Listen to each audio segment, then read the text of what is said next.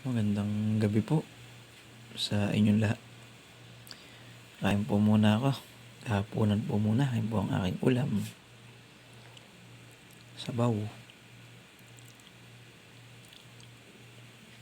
Yan po ay sinigang na manok. Nang halos wala na pong laman. Huli na po akong kakain. May laman na lang po siya konti. Kasi yan po may pritong talong. Ay pritong itlog. May kamatis at sibuyas. Lagyan po nila ng kamatis yung pritong itlog na may sibuyas. Ayan po. Parang tinorta po nila yung yung kamatis. Nilagyan po pala yan ng talong hiniwang maliliit. Tinorta po nila yung talong na hiniwang maliliit. Lagyan ng kamatis tsaka sibuyas. Yan po.